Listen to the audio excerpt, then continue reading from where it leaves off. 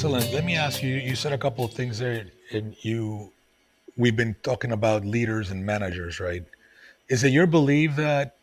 Well, let me before I ask the question. I think we both can agree that at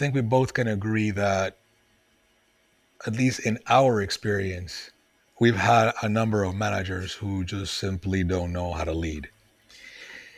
Is it your belief based on the work you've done and the research you've done and all the books you read in order to write this book that it should be a requirement for managers to know how to lead? And that is, Or are they two completely separate things that are not touching?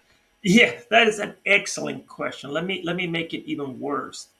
Uh, let's say somebody asks, to have a successful company, every single position of authority should be a leader, right?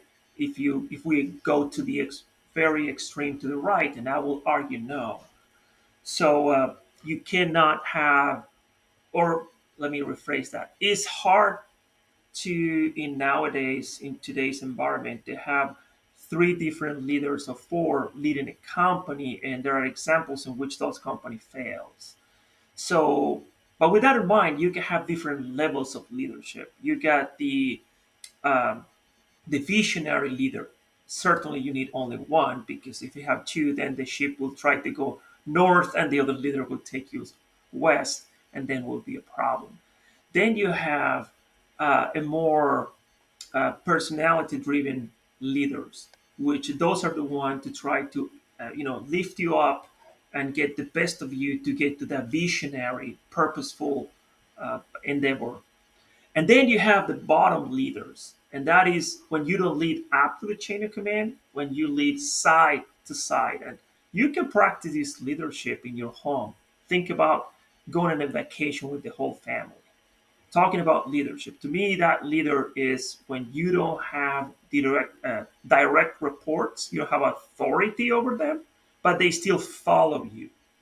And that's how small teams becomes big teams, and going from the squad to the company to the division to the platoon, and big in military organizations per se. But to answer your question, yes, you do need to have leaders in a company. I will argue that you don't have to have everybody in the leadership, and that becomes an art again, right? If you're CEO of your company and you identify two strong leaders, where do you position these two?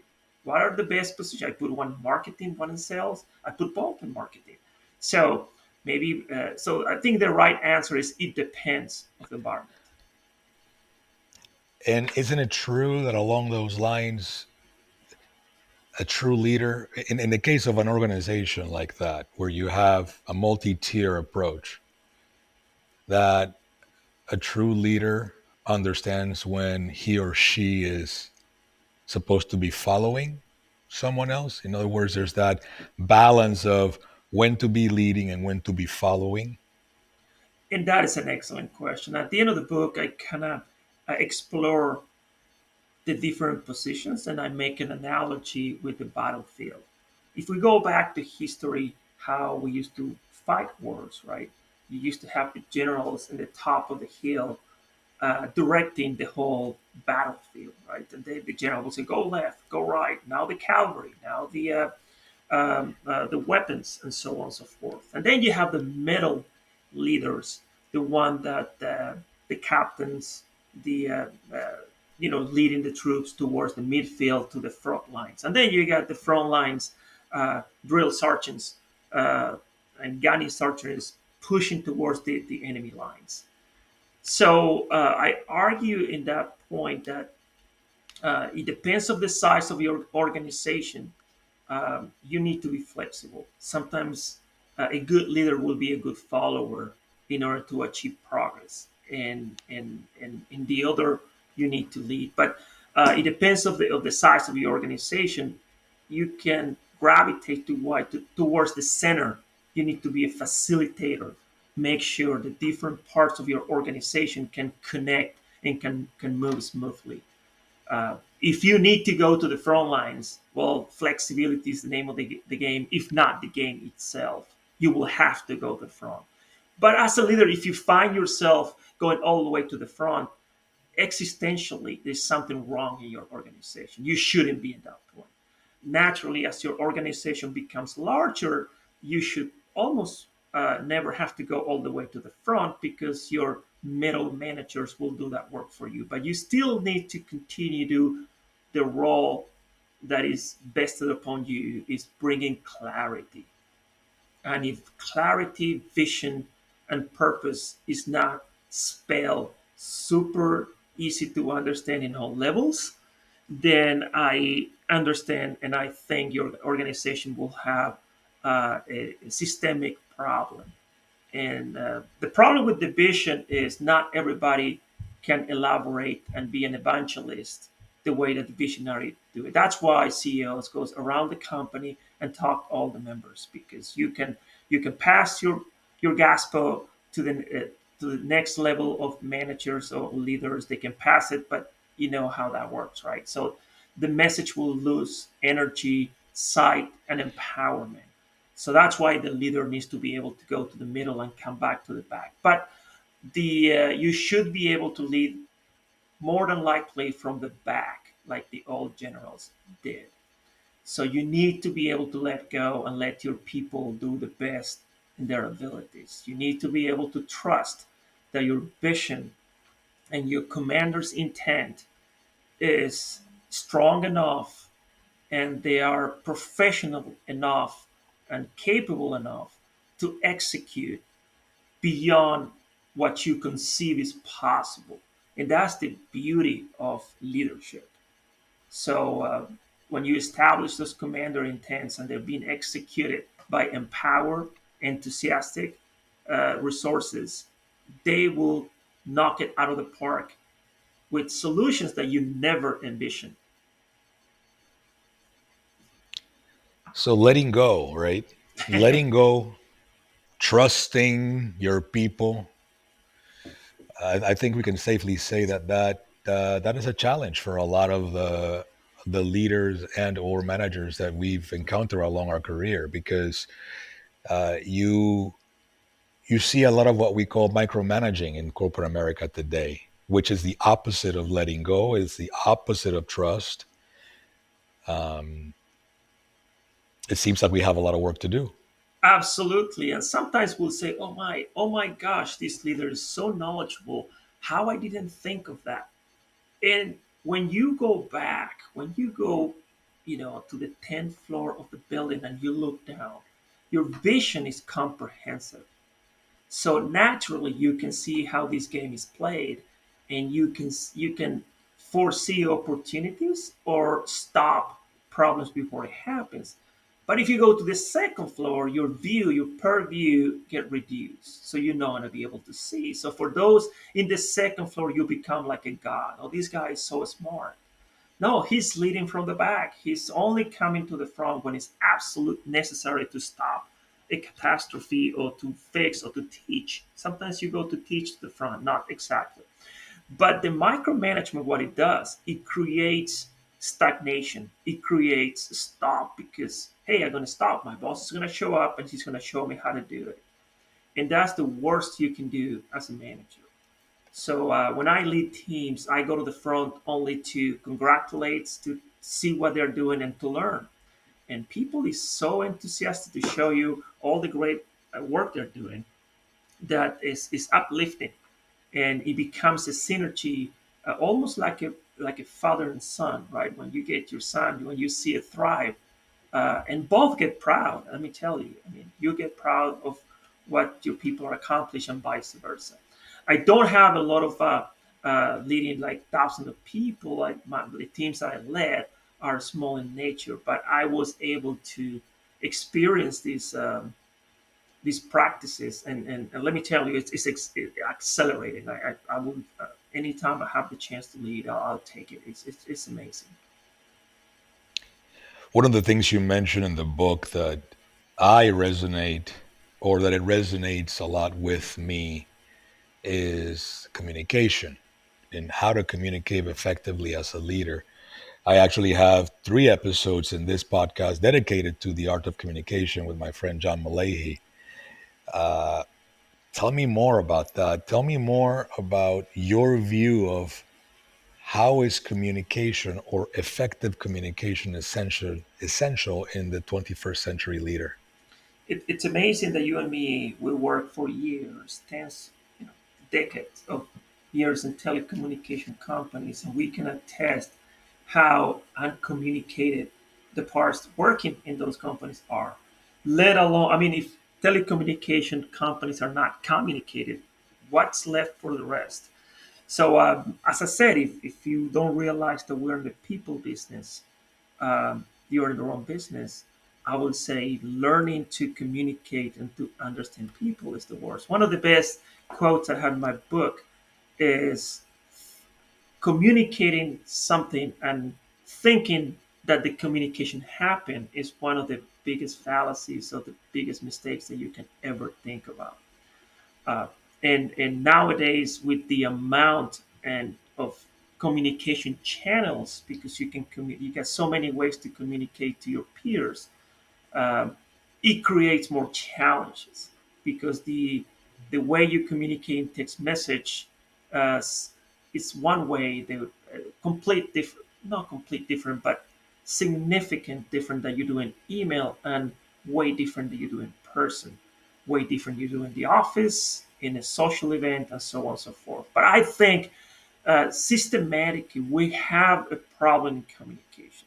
So what it is in our brains, it doesn't translate to words. I cannot put my finger on how to fix that, but I think it has to do with more human interaction.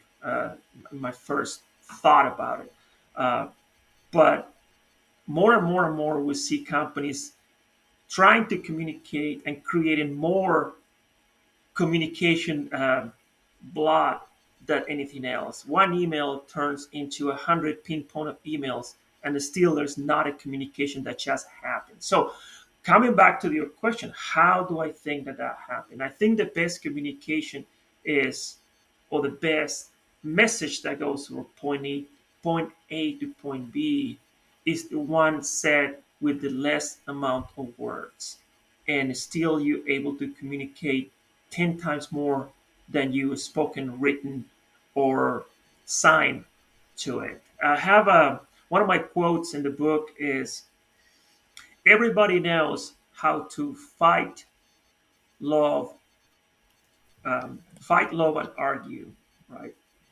Few knows when fight, love, and argue. Only a handful knows in what order. And I think that's the key, right? Is timing is everything. So you need to know when to apply pressures, when to say certain things. Uh, I can count multiple conversations with, oh, I went and I looked for that raise.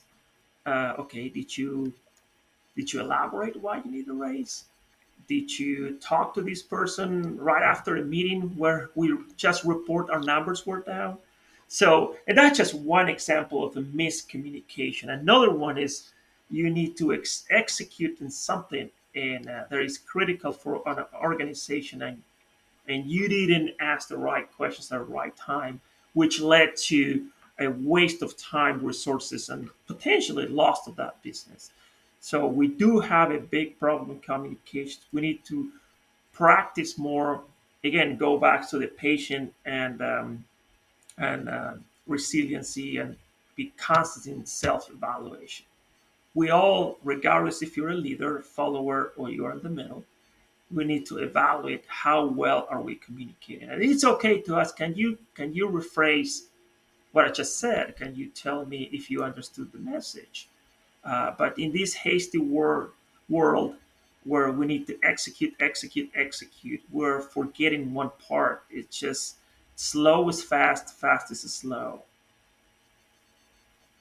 Yeah, no, absolutely. I agree with you. I think, communication is about it's about clarity. You mentioned clarity as one of the three key items, but it's clarity in when to listen, it's clarity on when to speak, it's clarity on how to process what's being listened, it's clarity on how to say what's being said, and it's clarity on when to do all that, right? Yeah. So it's very important to know that communication, at least the way that the Greeks defined it many years ago, in the times of Aristotle and Plato and those Socrates, those guys, it's about exchange of information for the purpose of mutual benefit. Oh And I yeah. think that that's one of the challenges we have today is that people don't talk or communicate for the purpose of exchanging information, but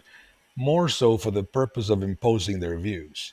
And again, I have, 3 podcasts that actually talk about that, but I think here, for the purpose and the essence of this topic, it is essential for the leader to have that understanding, because this is not about imposing.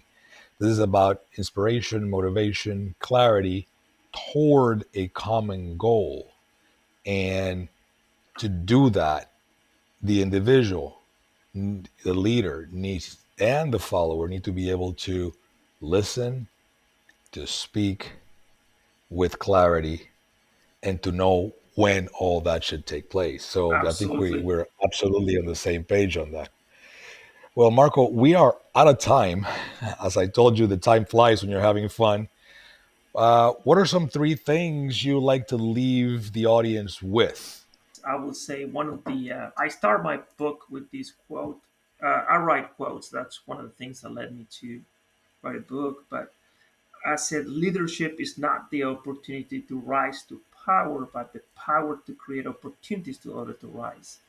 So, and I think that gives me a good segue of the 3 things that I think in my book I hone in, and I go in this order. The first to me is inspiration and motivation.